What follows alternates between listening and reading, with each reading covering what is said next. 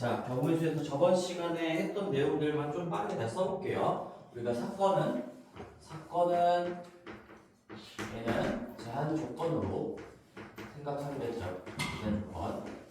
실제로 의미가 이럽니다. 항상 문제에서 제한 조건이 걸릴 건데 이 문제에서 걸린 제한 조건이 정확하게 이거다 이런 판단은 의미가 없고 뭔가 문제를 보고 여기서 요구하는 것들을 다 통과한 경우가 몇 가지인가 그런 것들을 세는 데 집중하시면 되고요. 그 다음에 경우의 수에서 사치현상도 다시 한번 보시면 우리가 덧셈, 합의법칙, 고배법칙 이런 용어에 집중하시는 게 아니라 내가 이런 사치현상의 쓰임을 먼저 좀 알고 계셔야 됩니다. 덧셈은 어떨 때 일단 뉘앙스로 따지면 우리가 얘는 열거된 거를 수식할 때 덧셈을 하는 것이고요. 뉘앙스로 얘기하면 5월 또는 이런 것들이 나왔을 때 일단 기본적으로 덧셈을 하겠구나. 그리고 이 5월의 뉘앙스가 나올 때가 언제냐라고 물어보면 우리가 케이스를 나눠서 분석할 때 이렇다면 어떨까요? 이렇다면 어떨까요? 할 때 그런 것들의 정답을 다 수집을 해주셔야 되는 거니까 덧셈이 기본적으로 들어갈 수밖에 없다. 그 다음에 뺄셈과는 항상 세트예요. 내가 중복을 제거하기 위해서 뭔가 케이스를 나눠서 분석하는데 첫 번째 케이스에 해당되기도 하고요. 두 번째 케이스에도 해당되는 것들이 중복으로 카운팅이 됐다면 반드시 중복된 것을 한 번은 제거해 줘야 되겠구나 라는 것들을 얘기했었고 그 다음에 곱셈이 좀 중요했었죠. 곱셈은 우리가 일단 얘를 기억하셔야 되겠죠. A, 이것도 하고 저것도 하고 뭐도 하고 계속 행동이 연결되면 우리가 기본적으로 곱셈으로 분석을 해야 되겠다라는 건데 이것만 가지고 판단하면 안 되는 거고 반드시 동일한 구조가 반복된다라는 걸 확인할 수 있어야 돼요. 동일한 구조가 반복. 자, 근데 여기서 조금만 더 설명을 덧붙이자면 이 동일한 구조가 반복되는지 안 되는지는 어떻게 판단합니까? 라고 물어봤을 때 감각이에요. 경험치와 감각인 거고 그래도 조금이나마 더 구체화를 해주자면 뭔가 성가신 조건이 추가되어 있을 때는 이게 깨질 확률이 매우 높아지는 겁니다. 성가신 조건이라고 그냥 물어볼게요. 자, 무슨 얘기냐면 우리가 간단하게 예를 들어볼게. 내가 A랑 B랑 C라는 사람이 있고 얘네들의 물건을 그냥 스몰 a, 스몰 b, 스몰 c 이렇게 세 개가 있다고 해볼게요. 그럼 이 세 사람 A, B, C가 라지 A, B, C가 각각 물건을 골라 담는 경우의 수는 어떻게 될까요? 그러면 해보면 내가 만약에 A가 먼저 고른다라고 따져보면 A가 골라 담을 수 있는 경우가 세 가지니까 3에다가 그 다음에 B가 뭔가 A가 고른 걸 빼고 나머지 두 가지 중에 선택을 하겠죠? 두 가지고요. 그 다음에 마지막 C가 남은 거 하나를 골라 담을 거니까 곱하기 1이 되면서 얘는 우리가 수영도를 그려보지 않아도 감각적으로 계속 동일한 구조가 반복되겠구나. 동일 구조가 반복된다는 건 첫 번째, 내가 스스로 순서를 선택했어요. 우리가 곱셈이라는 건 교환법칙이 성립하는 거기 때문에 문제에서 순서를 제시해주지 않더라도 그냥 A가 먼저 고른다고 할게요. 그 다음에 B가 먼저 고른다고 할게요. C가 나중에 고른다고 할게요. 내가 스스로 순서를 부여할 수가 있겠죠. 얘를 수형으로 다시 한번 확인해보면 A가 얘를 고를 수 있고요. 얘를 고를 수 있고요. 얘를 고를 수 있는데 A가 스몰 a를 고른 상황이라면 B는 이제 스몰 b나 스몰 c를 고를 수가 있겠고 만약에 이렇게 골랐다면 자동으로 스몰 c가 선택이 되겠죠. 얘도 이렇게 선택이 될 거고요. 그치? 그래서 얘도 마찬가지로 B를 골랐다면 A, C 얘도 이제 C를 골랐다면 남은 것들이 A, B 이렇게 있는 거니까 남은 게 C고요. 남은 게 A고 남은 게 B고 남은 게 A다. 그래서 하나, 둘, 셋, 넷, 다섯, 6가지의 경우의 수가 있다라는 건데 지금 내가 계속 곱하기로 끌고 갈 수 있었던 이유가 뭔지를 지금 정확하게 얘기를 해야 돼요. 내가 부여한 첫 번째 단계라고 해볼게. 첫 번째 단계에서 두 번째 단계로 넘어갈 때 이 뻗어나가는 가지수가 정확하게 동일하게 반복되는 거지. 계속 복사 붙여넣기로 가는 겁니다. 이 뒤에 오는 놈들이 똑같다는 게 아니라 뻗어나가는 가지수가 똑같다는 얘기야. 그럼 두 번째 단계에서 세 번째 단계로 넘어갈 때도 계속 한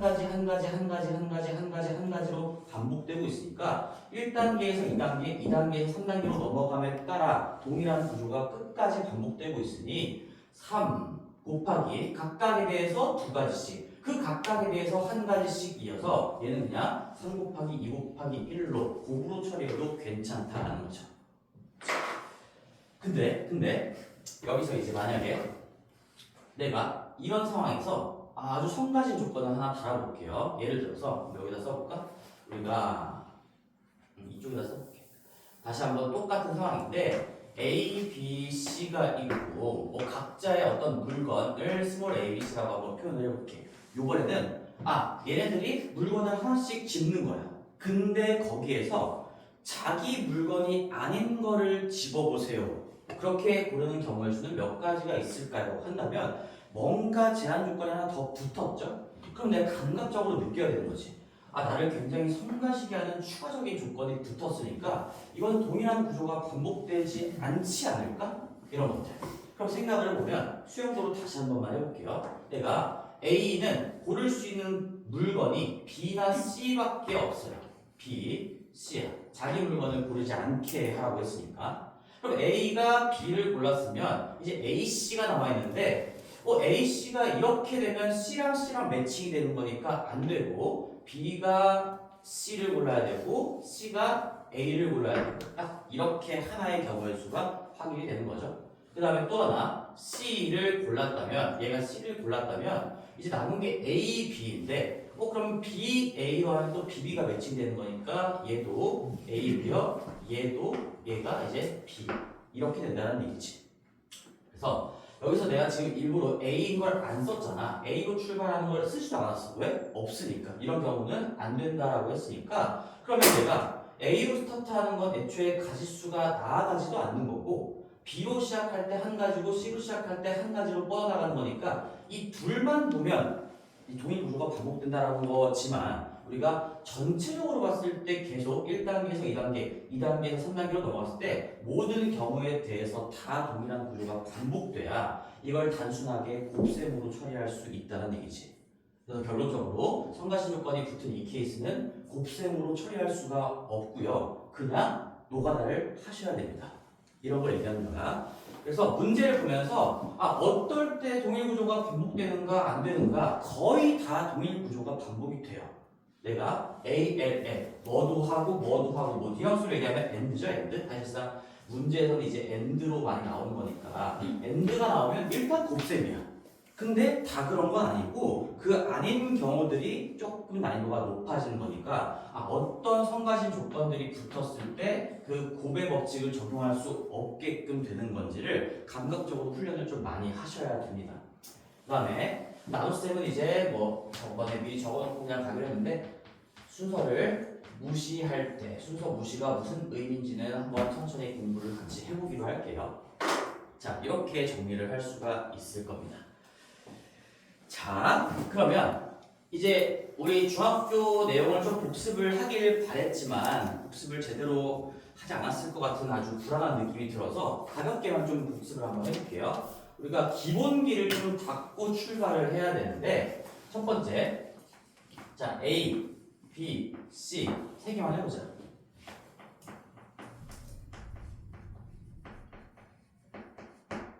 A, B, C 세 사람 또는 뭐 세 개의 물건이라고 해도 괜찮겠죠. 그냥 세 사람이라고 표현을 해볼게요. 저 세 사람에게 순서를 매기는 경우의 수가 몇 가지입니까? 라는 것들이 이제 중학교 때 처음으로 배우게 된 내용인데 순서를 부여를 한다는 건 이 순서가 부여된다는 건 자리의 개념이 생긴다라고 생각하시면 돼요. 자리다. 그러면 내가 세 사람에게 순서를 부여해야 되는 거니까 세 자리가 있다라고 생각하고 여기 이 세 개의 자리에다가 A, B, C를 앉히는 경우의 수가 몇 가지인지를 카운팅을 하셔야 되겠죠. 근데 당연히 이 자리의 값들은 다 다른 거예요. 이 자리랑 이 자리랑 구분이 되는 거고 얘랑 얘랑 구분이 되는 거니까 내가 맨 첫 번째 자리, 여기를 맨 첫 번째 자리라고 생각을 해보면 여기에다가 누군가를 앉히는 경우의 수가 뭐 A도 올 수 있고 B도 올 수 있고 C도 올 수가 있겠죠. 근데 만약에 첫 번째 자리에 A를 앉혔다면 그 다음에 두 번째 자리에 올 수 있는 게 B 또는 C가 되고요. B가 두 번째 자리에 앉았으면 C가 맨 마지막, 얘가 앉았으면 B가 맨 마지막이 되는 거니까 뭐 나머지 경우도 안 해봐도 이제 감각적으로 얘도 두 갈래 길, 두 갈래 길이고 그 각각에 대해서 2에서 3단계로 넘어갈 때 한 갈래 길, 한 갈래 길, 한 갈래 길, 한 갈래 길이라는 걸 느낄 수가 있겠지. 그러면 나는 사실 1 더하기 1 더하기 2가 1 더하기 1이 1 더하기 1이 3번 반복되는 거니까 1 더하기 1, 1 더하기 1, 1 더하기 1을 그냥 3 곱하기 2 곱하기 1이라고 쓸 수가 있어서 이렇게 가는 거죠. 우리가 첫 번째 자리에 앉힐 수 있는 경우의 수 3가지. 그 다음에 이건 지금 전부 다 행해야 돼요. A를 안 치고 B도 안 치고 C도 안 쳐야 되는 거니까 이 3개의 행동이 연속적으로 전부 다 시행해야 되는 거기 때문에 일단 곱하기일 것 같아. 근데 동일 구조 반복도 감각적으로 느껴지니까 얘는 3 곱하기 2 곱하기 1 총 6가지가 될 수밖에 없겠구나 라고 처리를 하셔야 되겠죠. 그래서 실제로 내가 자꾸 감각 하는 얘기, 감각이라는 단어를 쓰는 이유는 이 경우의 수 파트는 뭐 엄밀하게 어떤 공식이 있는 게 아니기 때문에 정말 그 감각이 굉장히 중요해요. 이게 그 감각만 키워지면 제일 쉬운 과목이 될 수도 있는데 감각이 쌓여지지 않으면 뭔가 하나를 놓치고 두 개를 놓치고 하면서 경우의 수가 완전히 잘못된 방향으로 갈 수 있는 확률이 굉장히 높다는 얘기지. 근데 연습을 많이 좀 하셔야 됩니다.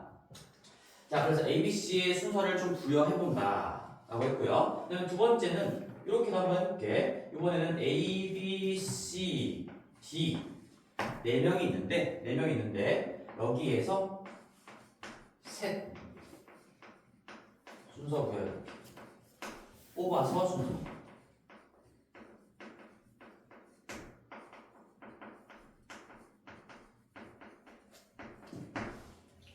이런 것들을 했었죠. 이제 뭐 상황이 꼭 이렇게 나오지는 않겠지. 경우가 뭐 문제를 낸다면 얼마든지 여러 개 될 수 있으니까 내가 지금 카운팅해야 되는 그 유형 자체가 몇 개 중에 몇 개를 뽑아서 거기에다가 뭐 순서를 매기거나 뭐 자리에 앉히거나 하는 문제들이 나왔으면 결국엔 이 개념이 들어간다는 얘기인데, 그러면 어쨌든 3개를 뽑아서 순서를 부여한다고 했으니까 자리는 4개가 아니라 3자리가 있는 거죠. 3자리. 내가 셋을 뽑아서 순서를 부여한다고 했으니까요.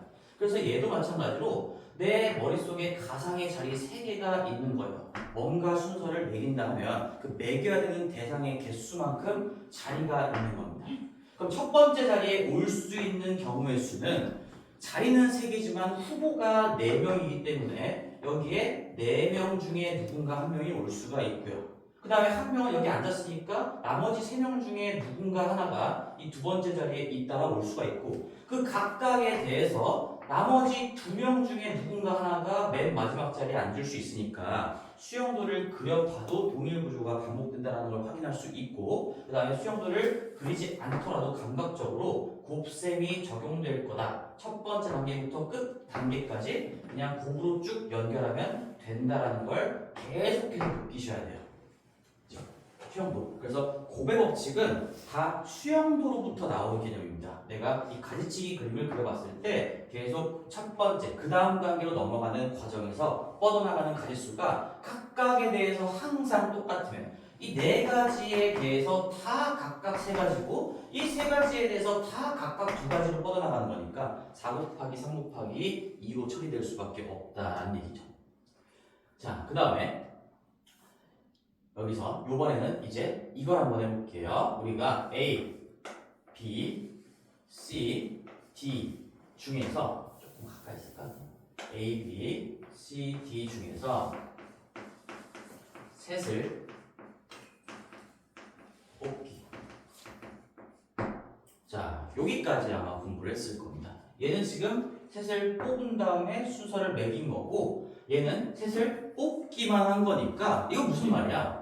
내 손바닥에 그냥 A, B, C를 올려놨으면 뭐 A가 여기 있는 거나 여기 있는 거나 여기 있는 거나 그냥 상관이 없다는 얘기죠. 그냥 조합만을 보겠다는 얘기, 구성만을 보겠다는 얘기예요. 그러면 항상 이 교육과정의 순서 자체가 얘를 먼저 배우고 그 다음에 얘를 배우는 이유가 있어요. 개념 자체가 얘를 바로 만들어낼 수는 없고요. 여기에서 넘어가는 겁니다. 여기에서 넘어갈 수밖에 없다라는 거야. 그럼 내가 이쪽에서 이쪽으로 넘어가기 위해서 어떤 행동을 해야 할까라고 한다면 그게 내가 아까 얘기했던 순서 무시가 되겠죠. 4명 중에 3명을 뽑은 다음에 순서를 부여를 해놨기 때문에 지금 자리를 바꾼 것들을 다 다르게 보고 24가지가 카운팅이 된 건데 얘는 지금 3명을 뽑기만 한다고 했으니까 여기에 순서 부여된 걸 지우라는 얘기잖아. 그래서 나는 이쪽에서 이쪽으로 넘어갈 때 순서 무시의 과정이 붙어야 되겠구나. 순서를 부여된 거를 다시 무시해주는 과정이 붙어야 되겠구나. 그래서 무슨 말이냐면 이 24가지 중에는 내가 예를 들어서 A, B, C 가지고 만들어낸 그 조합들이 몇 개가 있을까 생각해보면 A, B, C도 있을 거고요. A, C, B도 있을 거고 B, A, C도 있을 거고요. B, C, A도 있을 거고 그 다음에 C, A, B, C, B, A가 있을 거야. 여기서 물론 4개 중에 3개를 뽑는 조합이 A, B, C 조합이 있고요. A, B, D 그 다음에 A, C, D, B, C, D 이렇게 4개의 구성이 있는데 그 각각의 구성이 다 6개씩 존재할 거란 얘기인 거지. A, B, C 가지고만 만들 수 있는 조합들이 구성들이 6개가 있는 거니까 이 24가지가 사실상 6개씩 4개의 구성이 있다는 얘기인 거야. 근데 우리는 이 6개를 몇 개로 바꿔야 되냐면 1개로 바꿔야 돼요. 1개. 그치? 왜? 순서를 무시해야 되는 거니까 이제부터 내가 그냥 뽑는 경우의 수만 카운팅을 하려면 이런 6가지를 한 가지로 취급을 해주셔야 된다는 얘기겠죠. 내 손바닥에 A, B, C가 있는 거나 B, A, C가 있는 거나 어쨌든 A, B, C가 있는 거니까 구성이 다 똑같다는 얘기죠. 그래서 뽑기만 한다는 얘기는 구성만을 바라본다라는 얘기구나 라는 걸 느끼시고 그러면 이 6가지를 한 가지로 바꾸는 방법이 뭘까라고 해보면 우리가 빼기 5도 있고 나누기 6도 있을 거예요. 사칙연산으로 봤을 때. 근데 빼기 5는 아니라는 거. 그게 중요한 얘기죠. 얘는 우리가 곱하기 6분의 1을 해서 한 가지로 바뀌는 건데 왜 6분의 1을 곱해야 될까 한다면 잘 생각해봐. 한 개에서 6가지로 넘어가는 과정, 이 반대 과정을 생각을 해보면 그냥 3개를 순서를 부여하는 과정이에요. 이 첫 번째 예시. 3개의 순서를 부여하는 과정이 3 곱하기 2 곱하기 1이었으니까 여기에 이 A, B, C 조합, A, B, C 구성 이 한 개가 있었는데 거기 이 3개에다가 순서를 매기면 6가지가 된다는 얘기니까 거꾸로 이 6가지를 한 가지로 돌리기 위해선 3 곱하기 2 곱하기 1로 나눠줘야 된다는 얘기죠. 그래서 3 곱하기 2 곱하기 1 분의 1을 곱해준다 라는 게 순서 무시의 과정이에요. 그래서 결론적으로 얘기하면 이거죠. 지금 순서 무시의 과정은 나누기로 표현을 해볼게. 나누기 3 곱하기 2 곱하기 1. 일부러 내가 이거 6이라고 안 쓰는 거예요 지금. 3 곱하기 2 곱하기 1로 나눠주시면 순서 이 세 자리에 부여되어 있던 순서가 없어진다라는 얘기입니다. 없어진다는 거예요. 그러면 이런 규칙성도 파악할 수가 있겠지. 내가 4자리의 순서를 없애야 된다? 4 곱하기 3 곱하기 2 곱하기 1이겠죠. 이 첫 번째 예시를 거꾸로 적용하는 거니까 5자리의 순서를 없애야 된다. 매겨져 있는 5개의 순서를 없애야 돼. 5, 4, 3, 2, 1로 나눠주시면 되겠죠. 그래서 결론, 이 경우의 수는 우리가 그래서 이렇게 했던 것 같아요. 4개 중에 3개를 뽑는 경우의 수는 4개 중에 3개를 뽑아서 순서 부여하는 게 지금 3자리니까 4부터 시작해서 하나씩 줄면서 3개의 숫자가 곱해질 때까지 했었을 겁니다. 그래서 4 곱하기 3 곱하기 2. 내 마음속에 자리가 3개가 있는 거야. 근데 얘의 이 3자리의 순서를 없애줘야 되는 거니까 3 곱하기 2 곱하기 1로 나누면 되겠구나 라는 것까지가 중학교의 개념이었죠. 다시 한번 복습을 좀 시켜준 거고요. 비슷하게 연습을 한번 더 해보면 A, B, C, D, E 중에서 예를 들어서 내가 4개를 뽑는다. 4개를 뽑는 경우의 수. 얘는 어떻게 쓰면 될까요? 이제 이것들은 어떻게 보면 이게 공식화가 이미 된 거기 때문에 과정을 잘 이해해 보시고 이제 기계적으로 쓸 수 있도록 연습을 하셔야 돼요. 내 마음속의 자리는 네 자리예요. 네 자리. 그러니까 후보가 5명인 거니까 첫 번째 5명, 두 번째 자리에 4명, 세 번째 자리에 3명, 네 번째 자리에 2명인데 뽑기만 한다고 했으니까 그 4개의 자리에 부여되어 있는 순서를 무시해준다. 4 곱하기 3 곱하기 2 곱하기 1로 나눠주시면 된다. 라는 거죠. 괜찮나? 근데 여기서 이제 좀 더 나아가서 우리가 5개 중에 4개를 뽑는 경우의 수는 사실상 5개 중에 뽑히지 않을 1개를 뽑는 경우의 수랑 똑같을 수밖에 없겠죠. 왜 그래? 우리가 A, B, C 중에 뭔가 3개를 뽑으면 내가 A, B, C를 뽑았다고 해볼게. A, B, C를 뽑는 순간 안 뽑히는 D도 자동으로 동시에 결정되는 거예요. 근데 여기서 내가 3개의 구성들이 몇 개가 나올까를 센다는 건 그냥 이 안 뽑히는 1개가 몇 개가 나올까를 세는 것과 똑같기 때문에 사실 이 4개 중에 3개를 뽑는 경우의 수는 그냥 4개 중에 안 뽑힐 1개를 뽑는 경우의 수와 똑같은 거니까 이렇게 쓸 수도 있겠죠? 4개 중에 1개를 뽑는 경우의 수는 그냥 4인 겁니다. 이걸 실제로 계산을 해봐도 3, 2, 3, 2 약분되고 1분의 4니까 똑같이 4가 나온다. 얘를 내가 4중 3이라고 쓴다면 얘는 4중 1인 건데 이 두 개는 절대적으로 같을 수밖에 없다는 거죠. 그치? 내가 뽑을 애를 정하는 순간 안 뽑힐 애도 같이 결정된다. 이쪽의 구성을 세는 순간 여기 구성을 세는 거랑 경우는 그 가지수는 똑같이 나올 수밖에 없다. 그럼 얘도 마찬가지예요. 5개 중에 4개를 뽑는 경우의 수는 5개 중에 안 뽑힐 1개를 뽑는 경우의 수랑 똑같은 거니까 내가 A를 안 뽑을래, B를 안 뽑을래, C를 안 뽑을래, D를 안 뽑을래, E를 안 뽑을래 이렇게 5가지밖에 없고요. 실제로 이거 계산해봐도 5랑 똑같이 나오겠죠. 이제 4, 3, 2, 4, 3이 약분되면 뭐 1분의 5 나오는 거니까. 그래서 우리가 이런 얘기를 할 수가 있어요. 내가 만약에 어떤 n개 중에서 예를 들어서 r개를 뽑는다. 당연히 뭐 n이 r 이상이라는 가정을 깔고 있을게요. 자연수이면서. 그러면 얘의 경우의 수, 이 뽑는 경우의 수는 n개 중에서 그 r개 빼고 나머지가 n-r개가 되겠죠? 안 뽑힐 n-r개를 뽑는 경우의 수랑 똑같이 카운팅 될 수밖에 없으니까 지금처럼 여기 4중 3 했을 때 이 뒤에 오는 숫자가 앞에 오는 숫자에 가까우면 가까울수록 계산 과정이 많아요. 그치? 가까우면 가까울수록 그러면 이 숫자를 이 앞에서 빼가지고 뒤쪽의 숫자를 최대한 낮춰주는 게 이 1이라는 게 뭐야? 4개 중에 1개를 뽑는다는 얘기니까 위에 곱하기로 연결되는 숫자도 1개일 거고 뭐 무시해야 되는 자리의 개수도 1개밖에 안 되겠죠. 그래서 이렇게 계산의 편의를 위해서 얘로 바꿔서 할 수 있는 것도 연습을 하셔야 되고요. 이것까지도 중학교 내용인 것 같아요. 뭐 근데 내가 앞으로 지금 계속 다 중학교 내용이라고 할 거거든. 실제로 이 공통수학의 경우의 수 너희들이 이제 2학년 가서 확률과 통계를 가시면 그때는 좀 새로운 개념들이 많이 추가가 되지만 이 고등학교 1학년까지의 경우의 수는 중학교 내용이랑 95%가 똑같아. 95%.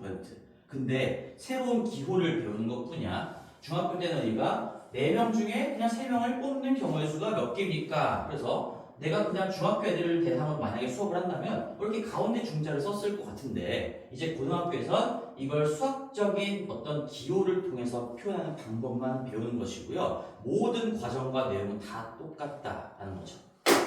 자, 그래서 이 정도를 좀 복습을 해봤는데 근데 이제 조금만 더 가볼게요. 조금만 더.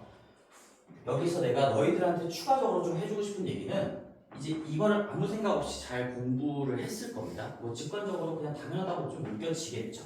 근데 여기서 잘 봐봐. 이게 내가 봐봐 순서 무시를 할 때는 어떤 액션을 취해줘야 되는데 뭔가 되게 좀 신기한 거를 느껴볼 수 있었으면 좋겠어. 나는 순서를 부여하려고 애를 쓰지 않았는데도 그냥 첫 번째 자리에 올 수 있는 게 3가지고 두 번째 자리에 올 수 있는 게 2가지고 세 번째 자리에 올 수 있는 게 1가지인데 계속 동일 구조가 반복될 거니까 곱셈을 해나갔지? 근데 그냥 3 곱하기 2 곱하기 1을 했더니 알아서 순서가 다 매겨지는 그런 결과가 관찰되는 거예요. 이게 좀 깊게 생각해보면 생각해볼수록 신기하다는 걸 느꼈으면 좋겠고 만약에 그런 것들이 안 느껴진다면 이제 이 말을 좀 기억했으면 좋겠어요.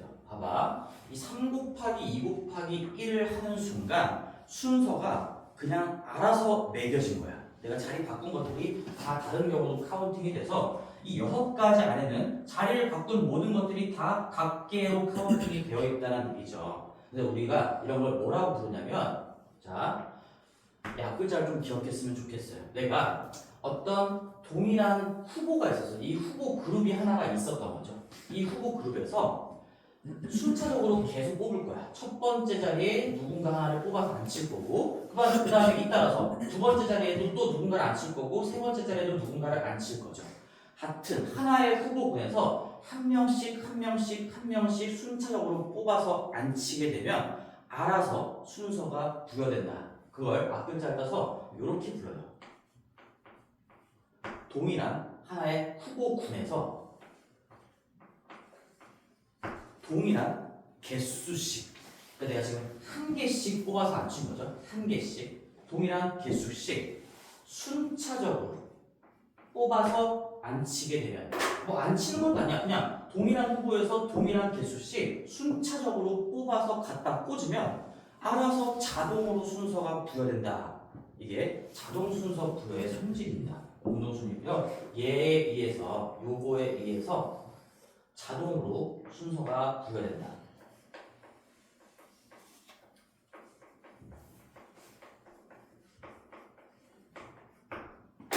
라는 게 이제 관찰할 수 있는 아주 중요한 포인트가 될 겁니다. 자, 얘도 마찬가지죠. 얘도 동일한 후보, 동일한 그룹에서 지금 후보가 A, B, C, D 이렇게 넷이 있는 이걸 하나의 그룹이라고 생각해 볼 거예요.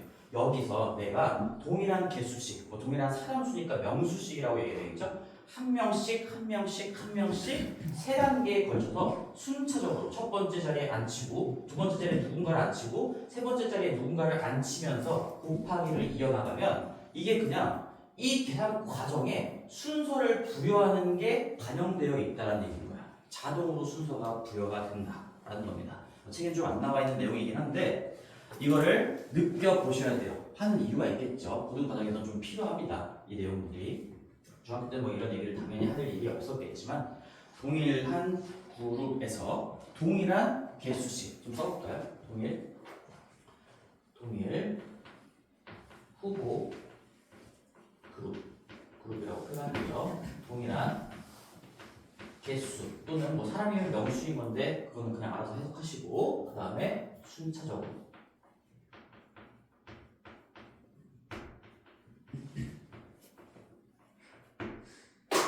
동일한 후보 그룹에서 동일한 개수씩까지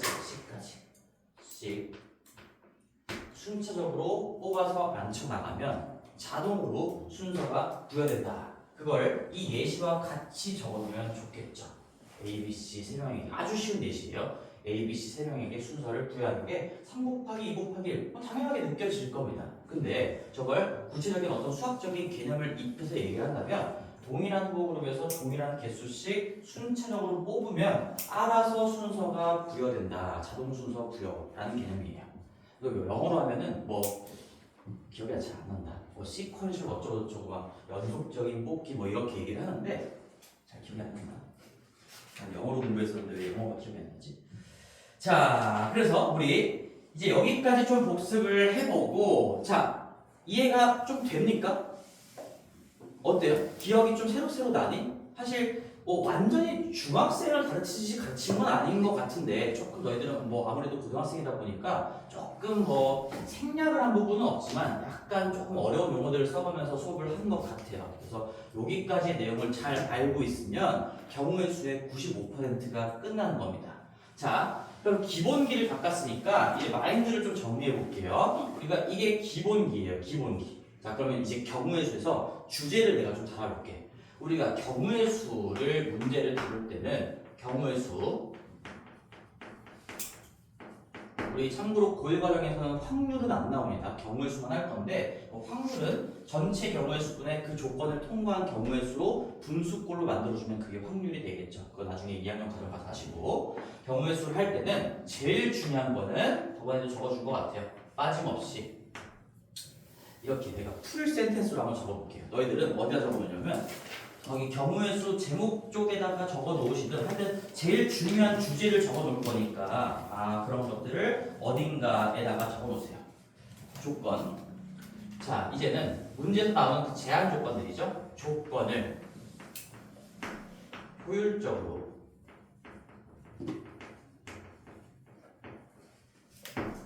반영하기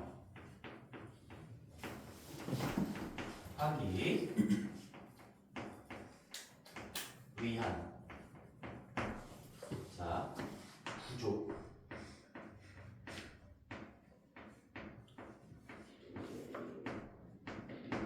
조건을 효율적으로 반영하기 위한 구조와 기준을 잡아야 되고요. 이게 구조와 기준이 뭔지 내가 문제를 풀면서 계속 언급을 할 거예요. 이 구조와 기준 하에 가장 중요한 멘트는 빠짐없이 중복 없이예요. 빠짐없이.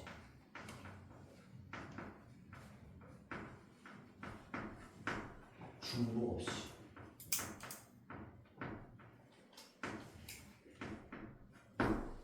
카운팅하는 게 우리의 목적인 겁니다.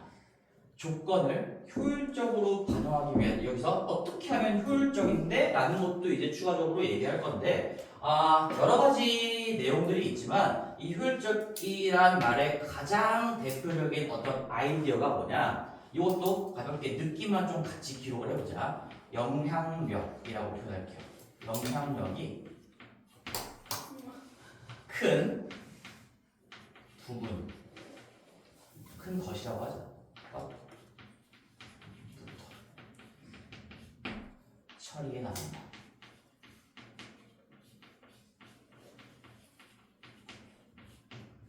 라는 겁니다.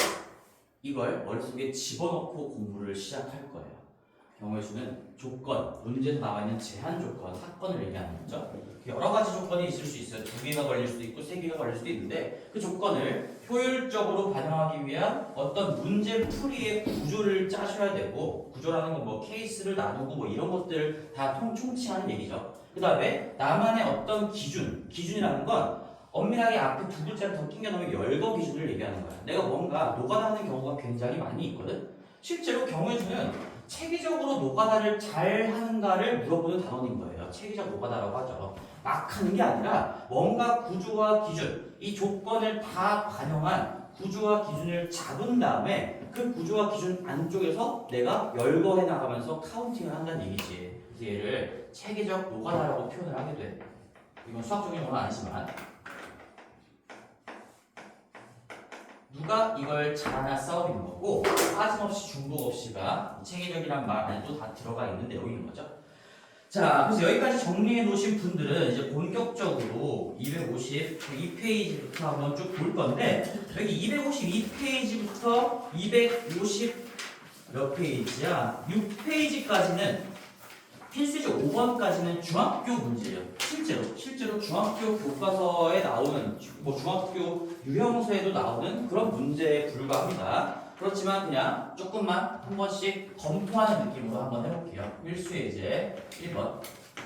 자, 내가 여기서 이 문제를 너희들이 못 풀 리가 없다라고 난 믿어. 근데 내가 지금 이걸 풀어준 이유는 어떻게 풀어나가야 될지 내가 쌤이 어떻게 푸는지를 항상 좀 지켜보길 바라는 마음에서 난 정확하게 이걸 지킬 거거든. 항상 일관되게 써나갈 겁니다. 일관되게. 자, 1부터 50까지 자연수래요. 여기서 한 장을 뽑는데 1번만 한번 볼게요. 4의 배수 또는 13의 배수가 적힌 카드가 나온다라고 했어요. 여기서 내가 4의 배수를 그냥 4K 또는 13의 배수 13K 뭐 이거 문제를 그냥 쓴 겁니다. 얘를 뽑는 경우의 수가 몇 가지인가를 보면 이게 지금 제한 조건인 거야. 4의 배수가 되거나 13의 배수가 되게끔 하는 걸 뽑아보세요 라는 거잖아요. 그럼 나는 제한 조건을 반영할 건데 문제는 제한 조건이 그냥 이게 크게 보면 이게 하나인 거죠. 두 개라고 따로따로 볼 수도 있지만 그래서 얘를 반영해서 가장 효율적으로 반영하는 건 어차피 제한 조건이 이거밖에 없으니까 얘를 가지고 첫 번째 케이스 4의 배수 두 번째 케이스 13의 배수 13의 배수 맞나? 4의 배수 또는 13의 배수 13의 배수가 각각 몇 가지인지를 세셔야 되겠죠. 그럼 내가 지금 여기에 쓴 로마자 1번, 로마자 2번 하고 몇 가지를 셀 건데 이거 자체가 문제 풀이의 구조라는 거야. 조건을 다 반영했어요. 지금 조건이 어차피 뭐 하나 내지 두 개밖에 없기 때문에 그걸 그대로 케이스에 반영해도 전혀 무리가 없다는 얘기고 여기서 이제 4의 배수는 어떻게 카운팅할까요? 4, 8, 12, 16 이렇게 카운팅하지 않겠죠. 너희들 초등학생 아니니까 4 곱하기 1부터 4 곱하기 12까지 가능한 거니까 우리가 뒤쪽에 있는 이 자연수의 개수로 그냥 세주면 12개가 된다. 12개가 된다는 것이고 나는 지금 구조를 잡았고 나만의 기준, 여기서 기준이 뭘까? 내가 작은 것부터 커지는 순서대로 약간 뭐 오름차순 느낌으로 정리를 하고 있는 거죠. 내가 4, 8, 12를 쓰든 뭐 4 곱하기 1부터 물결 표시를 이용해서 이렇게 하든 어쨌든 내가 막 왔다 갔다 하면서 세고 있지 않다는 얘기인 거야. 그치? 순서를 지켜가면서 나만의 순서를 지켜가면서 얘도 13 곱하기 1부터 13 곱하기 3까지 가능할 거니까 얘는 3개가 되겠구나. 그런 다음에 얘는 지금 케이스를 나눴어요. 조건을 반영해서 구조를 잡았는데 그럴 때 자연스럽게 케이스가 나눠졌으니까 케이스가 나눠졌다는 건 열거의 관점인 거죠. 그럼 우리는 무조건 열거된 것들을 다 수집을 해주셔야 돼요. 그러면 토탈 이 문제 조건을 만족하는 경우의 수는 15개구나 하기 전에 이 첫 번째와 두 번째에 겹치는 게 있는지까지를 생각해 줘야 되는 겁니다. 항상 덧셈의 과정이 나오면 그냥 무조건 마이너스는 세트로 한 번쯤은 생각하고 넘어가셔야 돼요. 근데 얘는 4의 배수이면서 13의 배수이기도 한 게 뭐 최종 배수 자체가 얼마지? 52인가요? 52잖아요. 근데 52는 여기 안쪽에 들어갈 수가 없는 거니까 얘는 정확하게 빼기 0까지 해가지고 15개다라는 거야. 아주 쉬운 문제에서부터 이렇게 기본기를 잘 다져놔야 어려운 문제에 가도 흔들림 없이 풀 수 있다는 얘기예요. 자, 그 다음에 필수예제 2번을 가볼게요. 필수예제 2번. 자, 우리가 필수예제 2번을 보시면 여기에 3x 마찬가지로 이거 뭐 문자 2개 정도만 나온 건 중학교 문제인데 뭐 얘는 뭐 3개까지 나오기는 했네요. 5z가 18이 되도록 하는 자연수 동그라미 치세요. 항상 숫자 조건은 우리 부정방정식에서 배웠던 내용이죠. 숫자 조건은 이제 부정방정식에 입혀지면서 뭔가 해를 구할 수 있게끔 만들어준다라는 건데 부정방정식에서 뿐만 아니라 어떤 문제에서도 숫자 조건은 엄청나게 중요한 하나의 조건, 단서가 되는 거예요. 얘가 정수다, 얘가 자연수다 이런 것들을 꼼꼼하게 체크하시고 이제 자연수니까 1 이상의 정수를 얘기하는 거죠. 그러면 내가 이제 이 조합을 만들기 위해서 뭐 풀이 구조, 케이스를 나눌 건 없을 것 같은데 자 문제 구조를 한번 짜볼게. 자 다시 한번 볼게요. 조건을 효율적, 조건 자체가 이거예요. 그냥 자연수 조건, 이 식을 만족하는 자연수를 찾는 거니까 이 등식이 지금 조건이 되는 거야. 얘를 통과한 x, y, z 조합을 다 찾아야 되는데 근데 효율적으로 반영하기 위한 구조와 기준을 갖추라고 했어요. 근데 효율적이라는 건 영향력이 큰 것부터 처리해 나간다. 여기서 영향력이 큰 게 뭐냐라고 한다면 이 개수의 절대값이 큰 쪽, 지금 z부터 따지는 게 무조건적으로 효율성이 높아질 수밖에 없다는 얘기야. 왜 그럴까를 한 번만 설명해 볼게. 한 번만. 다른 유형도 마찬가지예요. 내가 만약에 y부터 따진다라고 해보면 어쨌든 노가다를 해야 돼. 근데 y부터 따진다고 해보면 y가 1인 경우 x, y가 어떻게 될까요? 2인 경우, 3인 경우, 땡땡땡땡 y가 얘 1이 이제 8만큼이 최소한의 값인 거니까 y가 10인 경우까지 총 10가지의 케이스를 따져봐야 되겠지. 근데 내가 만약에 순서를 z부터 따진다고 한다면 z가 1인 경우, 2인 경우 아무리 많이 해봤자 3인 경우까지만 따져도 될 거야. 심지어 3도 안 되지 지금. 얘네들이 1이라고 해도 4를 차지하고 있는 거니까 3까지, 15까지도 갈 수가 없어요. 그럼 케이스가 2개밖에 안 나와. 2개밖에. 그래서 영향력이 큰 것은 유형에 따라서 뭘 보고 캐치하는지 다르겠지만 이 문제에서 얘를 입혀본다면 이 문제 한정에서는 영향력이 크다는 건 이 개수의 절대값이 큰 문자부터 거기서부터 케이스를 나눠간다라고 생각하시면 됩니다. 자, 따라서 이렇게 해볼게요. 자, 나는 케이스를 뭐 이쪽에다가 써볼게. 오른쪽에서 왼쪽으로 써나갈게. Z가 여기가 1인 경우 알파벳 순서 그냥 맞춰가지고 쓸게요. Z가 1인 경우 그러면 얘가 1을 차지했으니까 이 나머지가 10 얼마야? 13이어야 되는 건데 또다시 xy 중에서는 x의 개수가 더 크니까 절대값이 더 크니까 그 다음에 x를 한번 넣어볼게요. 만약에 x도 1이야. 나 지금 순서를 여기 먼저 따지고 그 다음에 여길 따지고 그 다음에 여길 따져 나가면서 내가 지금 작성하는 게 문제풀이의 구조가 되는 거예요. 그리고 나만의 기준이 있지? 효율적으로 반영하기 위한 기준을 잡아서 내가 막 지금 잡는 게 아니에요. 대충 때려 맞춰가지고 얘 3이고 얘 1이고 얘 4이면 되겠구나 하나 셌어 이런 게 아니라 뭔가 순서, 열거 기준을 가지고 세고 있는 거죠.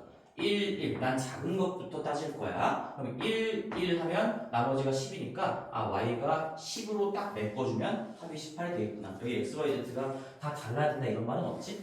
그 다음에 또 아직 안 끝났죠. xz가 1일 때 이제는 요 x가 1이 아니고 뭐 2로 업그레이드 됐다고 했으면 얘가 3이 늘어나는 거니까 여기서는 3이 빠지면 되겠구나. 그럼 내 나름의 규칙도 찾아낼 수가 있겠죠. 어떤 나만의 열거 기준을 가지고 열거했을 때 그럼 1일 때 요 x를 하나 늘리면 얘가 개수의 b, 역수 b를 가지고 3씩 줄어들게 되구나. 4. 여기가 4라면 여기가 1, 1 이렇게 되겠구나 라는 것들을 찾을 수 있고 그럼 내가 굳이 이걸 다 써보지 않더라도 하나 늘릴 때 3 줄어드네? 17, 4, 1 네 가지가 되겠네. 순서상 자체가 네 가지가 되겠구나 라는 걸 셀 수가 있겠죠.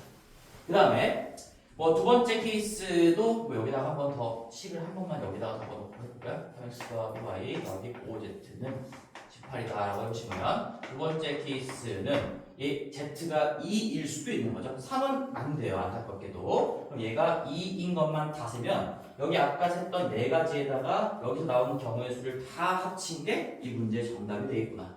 그러면 2니까 10 차지하고 있고요. x가 1부터 출발할 수 있어. 자연수니까. 그러면 13이니까 얘가 5를 메꿔주면 되는 거고 2를 놔두고 x를 하나 늘리면 얘 3 줄어드는 거니까 2 하나 더 나오고 더 이상 되는 게 없겠구나. 하나, 둘, 셋, 넷, 다섯, 여섯. 이 문제의 정답은 6가지가 되겠죠. 그러면 여기에서 빠진 게 있을까? 절대 없어요. 중복된 게 있을까? 절대 없어요. 그죠? 효율적으로 반영하기 위한 구조와 기준을 갖춘다면 알아도 빠짐없이 중복 없이 카운팅이 될 확률이 높아진다는 얘기죠. 자, 그다음 다음 페이지 좀 나가볼게요. 자, 마지막으로 필수 예제 마지막이 아니지. 3번까지 해볼 건데 그래서 100의 자릿수는 짝수, 10의 자릿수는 홀수, 1의 자릿수는 소수인 세 자리 자연수의 개수를 구하라고 했으니까 아주 간단한 900억치 문제죠. 필수 예제 3번 보시면 자, 얘는 지금 세 자리 자연수를 구하는 문제니까 이건 세 개의 말 그대로 자리가 있는 거죠. 자리가 이렇게 있는데 이 100의 자리, 10의 자리, 1의 자리라는 건 자리값이 다른 거예요. 자리값이 다르기 때문에 그래서 우리가 123이랑 321은 서로 다른 자연수라고 부르는 거잖아요. 자리값이 다르다는 건 순서를 매기는 문제가 된다라는 거지. 근데 100의 자리 수는 짝수래. 여기에 들어올 수 있는 후보가 2, 4, 6, 8이고 0도 짝수이긴 한데 0은 100의 자리에 오면 세 자리 수가 아니게 되는 거니까 0은 빼주셔야 되겠죠. 여기는 네 가지가 올 수 있습니다. 그리고 10의 자리 수는 홀수니까 1, 3, 5, 7, 9까지 해서 5개가 올 수가 있고요. 그 다음에 1의 자리 수는 소수라고 했으니까 2, 3, 5, 7 한 자리 수 중에서 소수인 건 이렇게 4개밖에 없겠지. 그래서 4개가 올 거여서 4 곱하기 5 곱하기 4 이것도 내가 그냥 곱하는 게 아니라 여기에 뭔가 숫자를 꽂고 얘도 꽂아야 되고 얘도 꽂아야 되는 거니까 그냥 3개의 액션이라고 봤을 때 이 모든 것들을 다 해야 문제에서 요구하는 조건을 빠짐없이 반영한 게 되겠죠. 그래서 이 행동과 이 행동과 이 행동은 잇따라 일어나는 사건이라고 부를 수도 있고요. 전부 다 해야 되는 행동이라고 얘기할 수도 있는 거예요. 그러면 기본적으로 곱한다. 근데 한 번만 체크해봐야 될 건 동일한 구조가 반복될까? 우리를 성갈시게 만드는 조건이 추가적으로 입혀있는 게 아닌 거니까 당연히 동일한 구조가 반복되겠죠. 2라고 해도 여기 각각에 대해서 잇따라 오는 경우의 수가 5가지고 4일 때도 5가지, 6일 때도 5가지가 올 거고요. 8일 때도 5가지. 그 다음에 두 번째 자리에 대한 세 번째 자리의 경우의 수도 두 번째 자리가 1일 때도 4가지, 3일 때도 4가지, 5일 때도 4가지 계속 동일한 구조가 반복되는 거니까 끝까지 곱셈으로 처리해 주시면 이 문제의 정답은 80가지가 되겠구나. 곱셈 곱의 법칙의 기본적인 내용이었습니다. 자, 그래서 여기까지는 뭐 크게 추가적인 내용이 너무 없어서 4번, 5번까지만 좀 속도를 내볼게요. 필수 예제 4번인데요. 4번도 우리가 약수의 개수라는 건 중학교 1학년 때 처음 배우는 것 같은데 맞지? 맞나? 맞지? 필수 예제 맞아. 최소 공배수, 최대 공약수 뭐 이런 거 하면서 뭐 약수, 배수하고 뭐 약수의 개수 구하는 공식 같은 거 배웠잖아요. 우리가 소인수분해를 한 다음에 각 소인수의 지수에다가 1씩 더해서 곱한다 라는 거죠. 그럼 우리가 96의 약수의 개수를 구하라고 했는데 거기 약수라는 거는 아무 말도 없으면 양의 약수만을 얘기해요. 우리가 약수가 음수인 것도 있는 거거든. 96의 약수는 뭐 마이너스 4 이것도 96의 약수라고 불러. 근데 그거는 음의 약수라고 정확하게 언급을 해줘야 됩니다. 아무 말도 없이 약수라고 하면 그냥 양의 약수만을 생각한다라는 거. 근데 원래도 그렇게 알고 있었지? 마이너스 4를 약수라고 한다는 거 몰라서. 근데 왜 마이너스 4가 약수일까? 그 약수의 정의가 뭐야? 정확하게 얘 곱하기 뭘로 표현이 되면 마이너스는 96의 약수라고 부르는 거예요. 여기에 지금 내가 마이너스 24라는 정수를 꽂아주면 되는 거잖아. 이렇게 정수 곱하기 정수로 표현할 수가 있으니까 이 마이너스는 96의 약수이고 마이너스 24도 96의 약수인 거지. 근데 얘는 음의 약수라고 부르는 거고 우리가 그냥 약수라고 하면 암묵적으로 양수만을 생각하는 거니까 초등학교, 중학교 때 배웠던 그 약수의 개수 할 때는 양의 약수의 개수만 세는 거예요. 이제 소인수분해를 좀 해보면 이거 소인수분해가 어떻게 되니?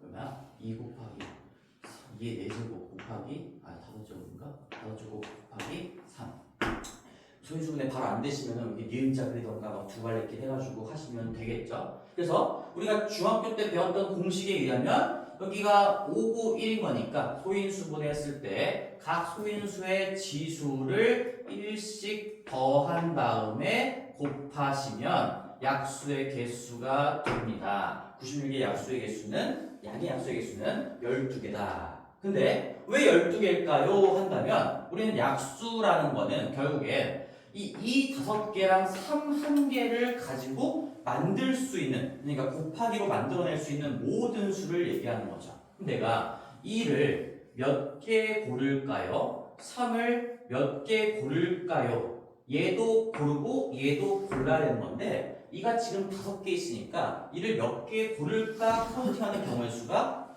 6개죠. 6개. 안 고르는 걸 포함해서 이를 0개를 고르는 것도 있으니까 1, 1개, 2개, 3개, 4개, 5개를 선택할 수 있는데 거기에다가 안 고르는 것까지 하나의 경우로 카운팅이 되는 거니까 결국에 이 자리를 메꾸는 경우의 수가 6가지가 될 거예요. 그 다음에 3의 어쩌고 여기를 완성시키는 경우의 수도 내가 3을 한 개밖에 안 갖고 있으니까 1개를 쓰던가 아니면 안 쓰던가. 그래서 얘는 여기에다가 안 쓰는 경우 1가지가 추가되면서 이 자리를 완성시키는 경우의 수가 2가지가 되겠죠. 근데 얘도 완성시켜야 되고요. 얘도 완성시켜야 되는 거니까 이 약수의 개수는 경우의 수 관점으로 봤을 때 당연히 12가지가 아니라 12 이제 개로 바꿔볼게요. 개가 될 수밖에 없다는 얘기죠. 그리고 참고적으로 만약에 2를 안 골랐다고 하면 2의 영제곱으로 쓰시면 되는 거고 어떤 0이 아닌 복소수의 영제곱은 1입니다. 1. 그것도 우리 공통자보다 앞부분에서 한번 내가 약속 얘기해주고 있었죠. 자, 그래서 약수의 개수는 각 소인수의 지수에 1씩 더한 다음에 곱한다라는 이유가 안 고르는 경우의 수가 1가지씩 더 있기 때문에 이 지수가 곧 경우의 수가 되는데 1가지씩 더 있으니까 6가지, 2가지에서 12가지가 나올 수밖에 없는 거다. 곱의 법칙도 반영이 되어 있는 겁니다. 자, 그래서 이것도 다시 한번 복습 잘 해보시고요. 필수제 5번도 중학교 문제가 되겠네요. 지금 진남 시간이 혹시 몇 시니? 6시 28분. 좋아요. 필수제 5번 가볼게요. 자, 그러면 세 지점 ABC를 연결한다. 이것도 전형적인 경우 문제죠? 근데 여기서도 조금만 한마디만 더 해볼게요. 여기 필수 예제 5번인데요. 자, 여기는 지금 뭐 이런 것들을 좀 생각하지 않기를 바래. A, B, C가 있는데 여기에서 이렇게 네 가지가 있고, 네 가지 경로가 있고, 세 가지 경로가 있고, 이렇게 한 가지 경우가 있는데, 그럼 A에서 출발해서 C로 가는 경우의 수를 구하시오 하는데, 그럼 이 문제의 제한 조건을 문장으로 얘기하면 뭐라고 해야 되는 거지? 그런 생각은 할 필요가 없어요. 뭐 이 문제의 제한 조건이 뭡니까? 라고 물어보는 게 아닌 거니까 그냥 국어 정도 느끼면 되고, 내가 그냥 생각을 해보면 되겠죠. 이 문제의 제한 조건은 A에서 C로 가는 거예요. 그냥 그걸 제한 조건이라고 생각하시면 됩니다. 그러면 그 제한 조건을 충족하는 가지수, 경우의 수가 몇 가지인가 세는 거에 집중을 하시면 되겠고, 자, 나는 그럼 또 이 문제의 조건, 이 상황을 반영한 구조와 기준을 잡아 볼게요.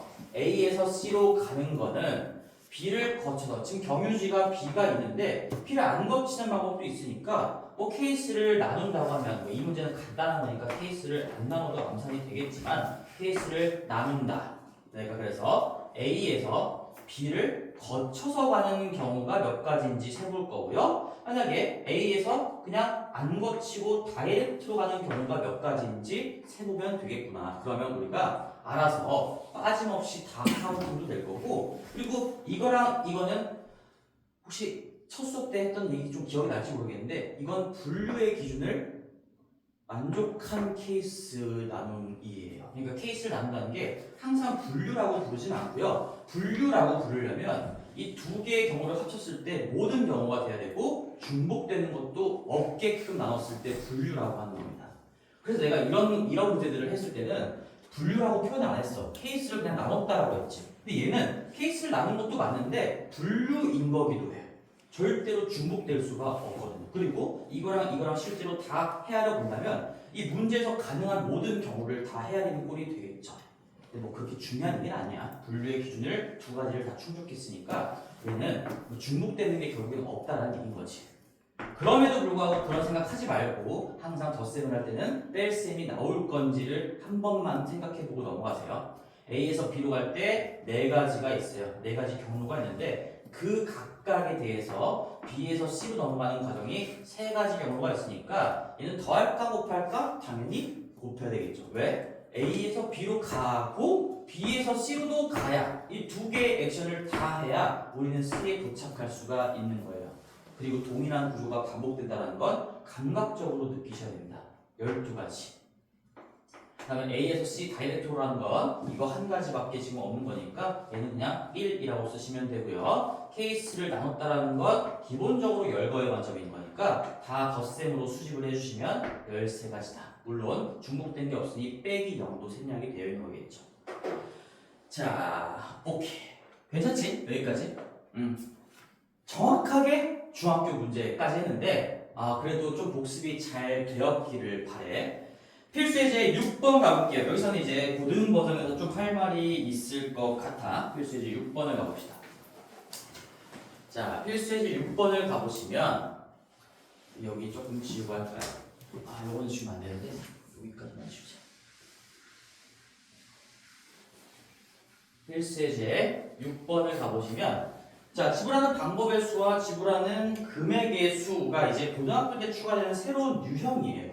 유형별로 어느 정도 방법이 정해져 있으니까 사실 내가 뭐 유형별로 이 문제는 이렇게 푼다, 이 문제는 이렇게 푼다라는 그런 방식을 좋아하지 않아, 가르치는 입장에서. 근데 여기는 전형적으로 굳어져 있는 대표 유형들 같은 경우에는 이 유형별로 어떤 풀이 방법을 써야 되는구나라는 걸 익히는 거는 수험생 입장에서는 그래도 좋을 것 같아요. 필수예제 6번을 보시면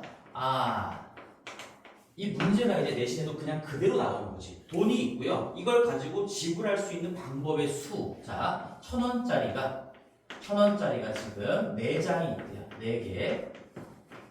그 다음에 5,000원짜리가 2개가 있대요. 그 다음에 10,000원짜리가 2개가 있대요. 10,000원짜리가 2개가 있대요.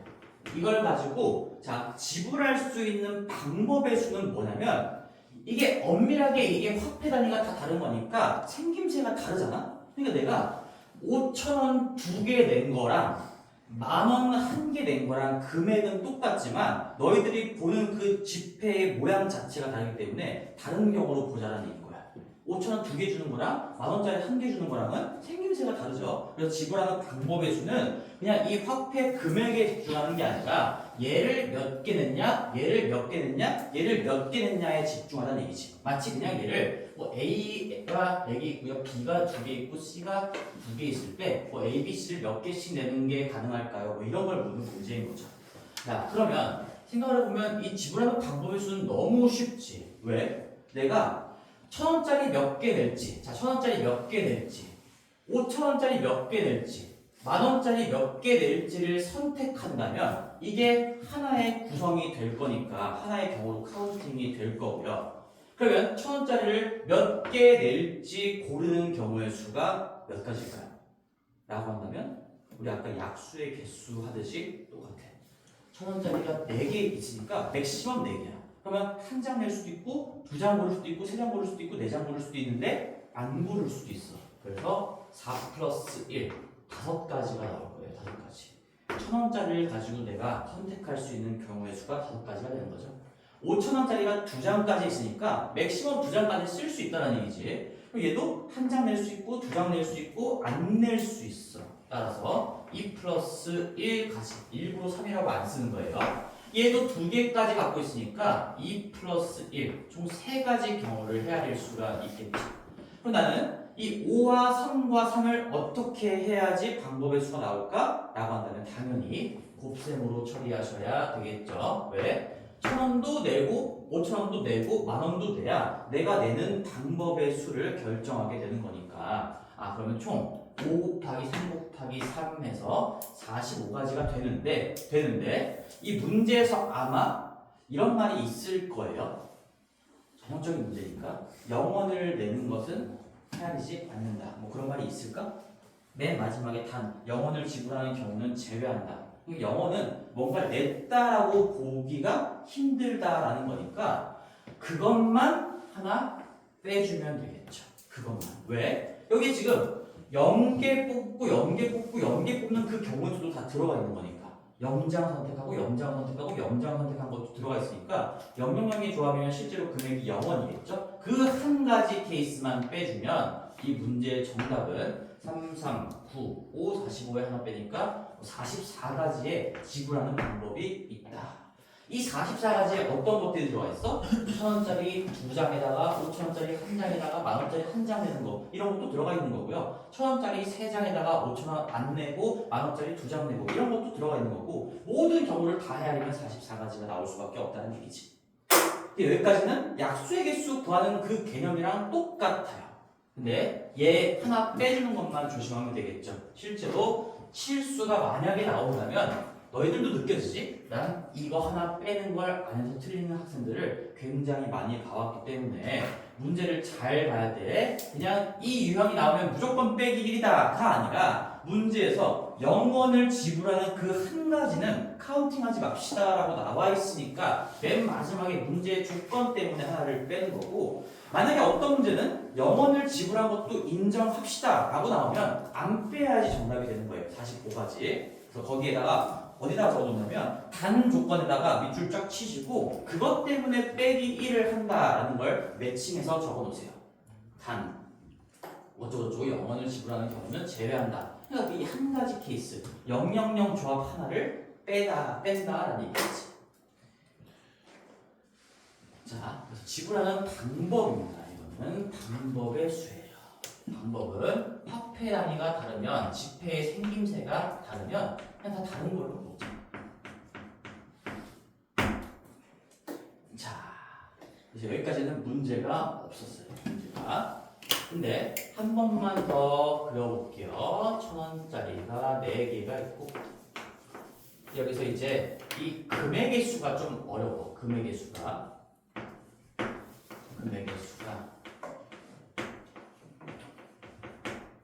어렵긴 한데 뭐 결과론적으로는 그렇게 어렵진 않아요. 2개. 자, 이제 이번에는 금액의 수를 본다는 거지. 그럼 아까랑 차이점이 뭐야?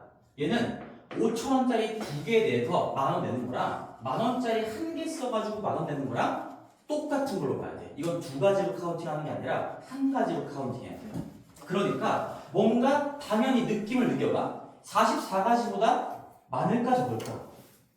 적을 수밖에 없지. 그치? 금액이 똑같으면 그걸 하나로 본다는 얘기니까 뭔가 여기서 여러 개를 같은 케이스로 보면서 마치 순서 무시를 했을 때 줄어드는 것처럼, 이거 순서 무시는 아니지만 여기서 더 줄어들 수밖에 없겠죠. 안 봐도 44보다는 적을 거란 얘기야. 근데 그러면 어떤 개념이 쓰이냐면 이걸 잘 볼게요. 우리가 예시를 먼저 들어볼게. 내가 100원짜리 5개가 있어요. 그 다음에 500원짜리 1개가 있다라고 해볼게. 그럼 내가 이거 2개 가지고 만들 수 있는 금액은, 자, 100원 안 쓴 거 일단 아무것도 안 쓰면 0원인데 0원 제외한다고 해볼게. 그럼 100원, 200원, 300원, 400원, 500원이지. 근데 이 500원에다가 이 500원이 1개가 더 있으니까 500원에 100원 추가한 600원, 700원, 800원, 900원, 1000원. 무슨 말이냐면 100원부터 100단위로 1000까지 빠짐없이 다 만들어낼 수 있어. 근데 그 이유가 뭐냐?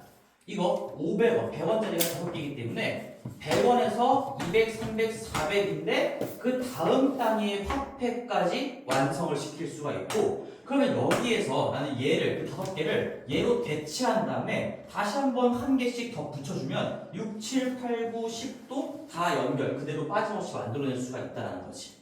근데 만약에 100원짜리 예를 들어서 2개 있고요, 500원짜리 1개 있다라고 생각을 해볼게요. 그럼 얘는 내가 만들 수 있는 게 100원, 그다음 이거 2개 다 쓴 거 200원인데, 자, 얘가 다음 단위의 화폐까지 만들어낼 수가 없어. 그래서 300, 400이 빌 수밖에 없고요. 이제 500원을 하나 동원한다면 500부터 다시 스타트를 하겠지. 그리고 500에서 하나, 2개 추가하면은 600하고 700도 나오겠죠.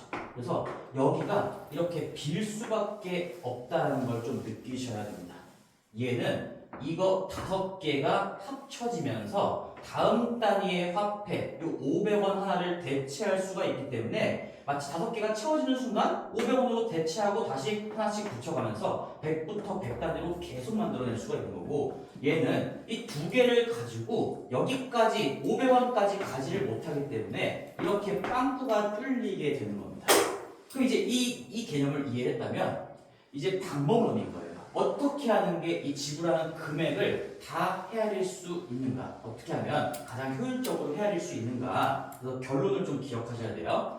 우리가 대체 가능성이라는 표현을 좀 쓸 건데, 1000원짜리 4개를 가지고 5000원이 대체가 안 돼요. 내가 이렇게 표현해 볼게. 얘 가지고, 자, 5000원 2개가 대체가 안 되는 게 아니라 다음 단위가 대체가 안 된다는 거야. 이렇게 대체가 안 돼. 이어받기가 안 된다는 얘기지. 이어받기가 안 돼. 그래서 얘는 이 낮은 단위로 바꾸지 않습니다. 이게 무슨 얘기인지 이따가 설명해 줄게. 그 다음에 또 하나, 이제 요걸 봐야 돼. 이 5000원짜리 2개를 가지고 다음 단위의 화폐 이거 한 장이 대체가 돼요. 5000원짜리 2개는 10,000원을 만들어낼 수 있으니까 얘는 대체가 가능합니다.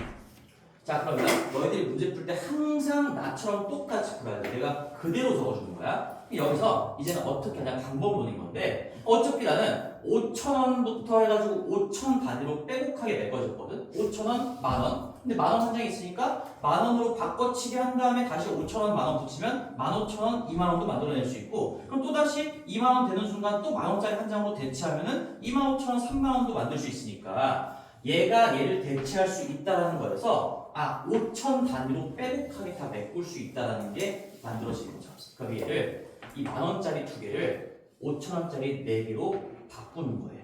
자, 이걸 뭐라고 할까? 바꾸기라고 할게요. 바꾸기. 여기는 안 돼. 대체가 안 되니까 이건 바꾸지 않는 거야. 그러면 이 문제를 다시 정리해보면 이제 지불하는 금액의 수를 셀 때는 너희들은 문제가 이렇게 나왔지만 이제 그 경우의 수를 카운팅할 땐 이런 상황이라고 생각하고 문제를 푼다는 얘기지. 1,000원짜리는 여전히 4개야. 근데 5,000원짜리 2개였는데 난 어차피 5,000 단위로 빼곡하게 메꿔질 거니까 이 10,000원 2개도 5,000원으로 찢은 다음에 이걸 5,000원짜리 4개라고 생각하고 바꾸는 거예요. 더 낮은 단위의 화폐 개수로 바꾸면 2개에서 얘 4개로 바꿔서 합쳐지는 거니까 6개가 되는 겁니다. 6개. 그러면 여기가 5,000원짜리 6개가 만들어진다. 이렇게 바꿔놓고 생각을 하는 거죠. 어차피 금액은 5,000원 단위로 빼곡하게 다 만들어질 거니까. 그럼 이제 여기서는 이 1,000원짜리 4개는 5,000원을 대체할 수 없기 때문에 이제는 다시 지불하는 방법의 수로 구해도 똑같은 결론을 얻을 수가 있겠죠. 1,000원짜리 몇 개 고를 거야? 5,000원짜리 몇 개 고를 거야? 한다면 내가 1,000원짜리를 2개 고르면 2,000이고 5,000원짜리 1개 고르면 2,000에다가 5,000 더하니까 7,000이겠죠? 3개 고른 다음에 얘 1개 고르면 3,000에다가 5,000이니까 8,000이겠죠? 더 이상 중복되는 경우가 나올 수가 없어요. 왜 안 나오는가? 나오려면 봐봐. 다시 한 번만 설명해. 맨 마지막 설명. 이게 5개였으면 1,000원짜리 5개나 5,000원짜리 1개나 금액이 똑같기 때문에 중복을 세야 돼. 중복이 몇 개가 나오는지를 빼야 된단 말이야. 근데 이게 5,000원을 만들 수가 없기 때문에 그냥 여기서 몇 개 고르고 여기서 몇 개 고르면 중복되는 금액이 근데 2번 이상 카운팅이 절대로 안 된다는 얘기지. 따라서 다시 이 상황에서 방법의 수를 풀면 문제의 정답이 되는 거고요. 얘 4 더하기 1이죠. 그 다음에 얘는 6 더하기 1이니까 7이죠. 근데 0원을 제외하라고 했으니까 5 곱하기 7, 35에다가 하나를 빼주시면 이 지불하는 금액의 수는 34가지가 아마 되겠네요. 그치? 그래서 중요한 겁니다. 방법의 수는 아무것도 아니야. 일단 이거부터 얘기하자. 일단 방법이든 금액이든 빵원을 제외한다고 했으면 무조건 마이너스 1은 있는 거고, 근데 그냥 무조건 마이너스 1이다 외우지 마시고 꼼꼼하게 문제 단조건이 있는지 확인하고 걔를 보면서 마이너스 1을 해주시면 되겠죠. 그리고 지불하는 방법의 수는 어차피 몇 개 고를래 몇 개 고를래 몇 개 고를래만 하는 거니까 그냥 바로 한 개씩 더 늘린 다음에 마치 약수의 개수 구하듯이 곱으로 연결하면 끝인 건데, 얘는 대체 가능성 때문에 중복이 발생하고요. 이걸 환전한다라는 얘기는 중복되는 거를 아예 없애고 시작하자 이런 개념이에요. 그래서 나는 이 10,000원짜리 2개를 2개로 바꾸는 게 당연히 아니겠지? 이 금액을 생각하면서 10,000원 2개는 5,000원짜리 4개로 생각할 수 있고, 그럼 4개가 합류하는 거니까 6개와 4개로 하시면 여기서는 더 이상 중복되는 게 발생할 수 없으니까 다시 방법의 수를 적용하시면 끝이 난다. 이 패턴을 그대로 기억하셔야 돼요. 자, 근데 얘는 좀 중요하니까 우리 6-2번 연습하고 잠깐 쉬는 시간 좀 갖자. 한번 시도해보세요. 그대로 칠판 보면서 나랑 똑같이 해, 똑같이. 50원짜리 4개, 100원짜리 8개, 500원짜리 2개.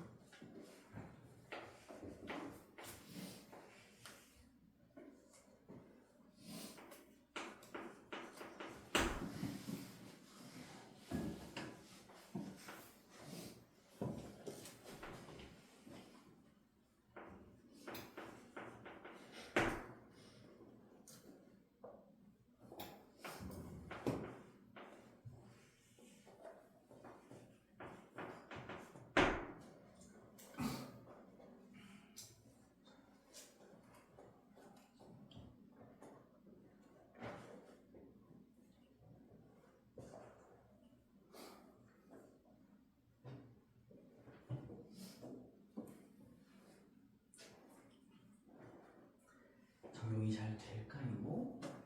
쌤은 지불하는 금액의 수만 같이 한번 풀어볼게. 조금 이따가 시간 좀 더 주고.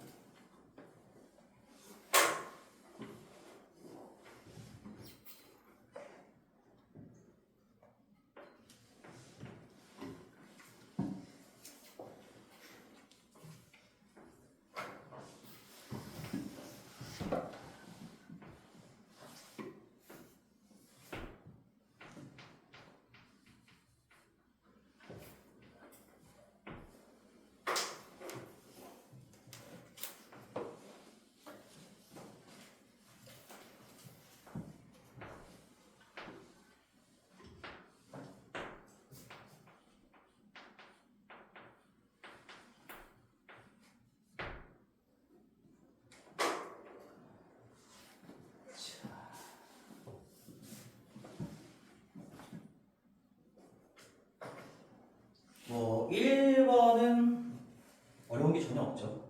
4, 5, 2니까 하나씩 늘리면 5, 6, 3. 5 곱하기 6 곱하기 3은 얼마야? 30에 3이니까 90. 거기서 영원하는 하나 빼니까 89가지가 나올 거고 2번만 같이 한번 점검해 볼게요. 다 맞게 풀었는지 한번 봅시다.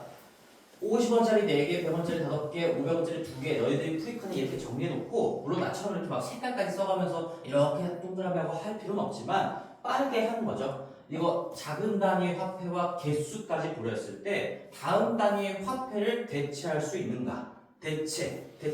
그럼 50원짜리 뭐 2개만 있어도 100원 되는 거니까 2개 이상이니까 당연히 대체할 수가 있고요. 100원짜리도 5개만 있으면 되는데 5개가 실제로 있네요. 500원을 대체할 수가 있어요.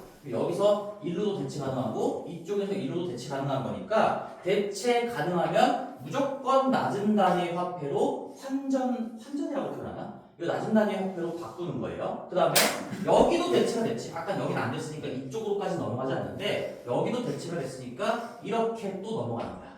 그럼 이제 해볼게. 이 시각적인 자료를 분석을 끝냈으면 500원짜리 2개는 100원짜리 10개로 바꾸는 거겠죠? 100원짜리 10개가 돼서 여기 5개에다가 10개를 추가하니까 100원짜리 15개라고 생각하는 거예요. 여기를 이제 없애고 그 다음에 100원짜리 15개인데 이게 또 대체가 가능했으니까 다시 또 낮은 단위 화폐로 바꿔내야 되겠지. 그럼 100원짜리 15개는 50원짜리 30개인 거니까 여기에 30개를 추가하면서 얘도 없다라고 생각하는 거예요. 그럼 따라서 이 문제는 이제 대체 가능성을 확인하고 대체 가능하면 낮은 단위의 화폐로 바꾼다라는 걸 적용했을 때 결국엔 50원짜리 34개라고 생각하고 그냥 푼다. 경우에서 못 가질까? 34가지 그냥 50원 이거는 이 34가 애초에 빼기 1이 그냥 되어 있는 거지. 안 쓰는 거 50원짜리 1개 쓴 거부터 50원짜리 34개 쓴 것까지 50, 100, 150, 200부터 얼마야 이거 5, 3, 15, 1700인가? 1700원까지 50원 단위로 쫙 나오는 거니까 33가지가 있을 거고요. 조심할 거는 이렇게 화폐 하나만 남아있을 때는 34에다가 선생님이 0원 제외하라고 했으니까 빼기를 아니에요. 이거 34가지가 1부터 34까지는 거니까 알아서 마이너스 1은 되어 있는 상태인 거지. 그래서 33이 아니고 34가지가 그대로 정답이 되겠죠. 그래서 내가 이 빼기 1 한다는 걸 외우지 말라고 한 겁니다. 너희들이 스스로 판단할 수 있어야 된다. 아직 잠깐 쉬었다가 우리 오늘 진도는 여기까지 좀 나갈 거고 너희들은 지금 어떤 거를 하냐면 쉬는 시간 끝나고 뭘 할지 얘기해 줄게. RPM 꺼내서 우리 오늘 한 부분에 대해서 어차피 앞제 거는 다 중학교 개념인 건데 쌤이 칠판을 뭐 최대한 지우지 않을 테니까 여기에서 자 봅시다.